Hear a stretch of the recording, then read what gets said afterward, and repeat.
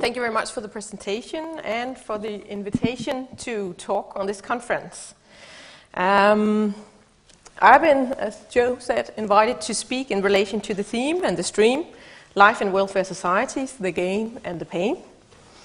And, as Joe also said, I have a background in sociology, not political science, and maybe therefore I like the title of the theme, the stream, and the use of the word societies. Instead of states, as I'm not really a welfare state researcher. But I feel that this title, Lived Lives, and how different Nordic societies constitute context for the lived lives of men and women, reflects my own research area very well. So thank you for the invitation. In my speech today, I will focus on contemporary fatherhood and fatherhood practices within the Nordic context. I'll address the opportunities and constraints for fathers to develop fatherhood practices within Nordic societies. And to begin with, the Nordic context. In international comparisons of welfare states, the Nordic countries are often clustered together. It has been common to talk about one Nordic welfare state model or one Nordic model. Gender equality is often claimed to be central in this Nordic model. It has been widespread, both within the Nordic region and internationally, to argue that gender equality is a strong common value in the 5 Nordic countries, and gender equality has often been claimed to be a common hallmark for these countries. This has resulted in a story of gender equality about and in the Nordic countries, not only as a goal politically, but also as an ideology, an ideal, a strong discourse in the Nordic countries. Something that is taken for granted among Nordic people when we interview them in our studies. This story is supported by the fact that the Nordic countries are placed in top 10 in international indexes for gender equality.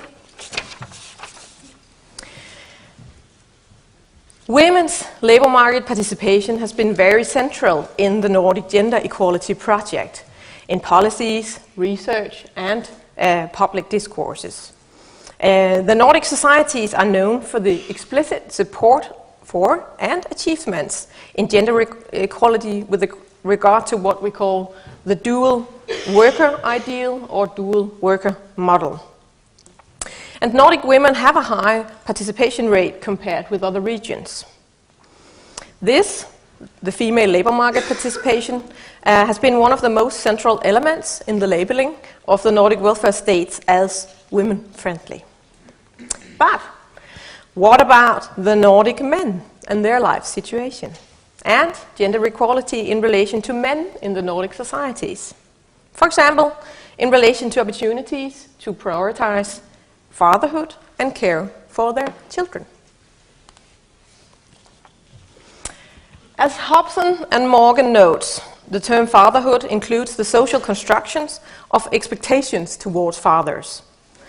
And research shows that an ideal of involved fatherhood has gained increased cultural status in the Nordic countries. Several studies argue that it has become a dominant ideal. Turning to policies, in the 60s and 70s, leave policies were developed to ensure fathers' individual rights to childcare in all of the Nordic countries. And in the 90s and early 20s, fathers' quotas, individual non-transferable leave rights for fathers, were passed in all of the 5 Nordic countries. First in Norway in 1939, and after that, the Norwegian researchers Berit Brandt and Elin Kvante have applied the term the father-friendly welfare state. But can we talk about the Nordic welfare societies as father-friendly? And are they all equally father-friendly? Here it becomes important, again, to question the idea of one Nordic model and gender equality project in the Nordic countries, as we have heard also other of the keynotes argue in the last couple of days. And this is a critique that researchers and feminist scholars have raised for years. And it's important that we critically discuss the conceptualization of the Nordic model of involved fatherhood. Even if there is a tendency to think of and speak about the Nordic countries and their gender models as if these were similar, it is important to emphasize and discuss the significant differences between the Nordic countries, for example with regard to fatherhood, policies and practices. So, in continuation hereof, it becomes central to ask, what opportunities do Nordic men have to prioritize fatherhood? Do Nordic men have equal opportunities to prioritize fatherhood across the different countries, within the countries? And do they have equal opportunities compared with the mothers? The focus in the rest of my speech will be on the practice of fatherhood and how such practices are shaped and done possible within the Nordic context. And I'll do that with a specific focus on Denmark.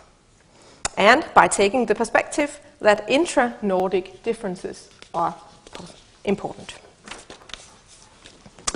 But before turning to fatherhood in a Danish context, I'll briefly sketch a framework for theorizing men, masculinity, and fatherhood. And here I find it useful to turn to Berit Brandt and Elin Kvantes' conceptualization of fatherhood practices. This they have developed from David Morgan's concept of family practices.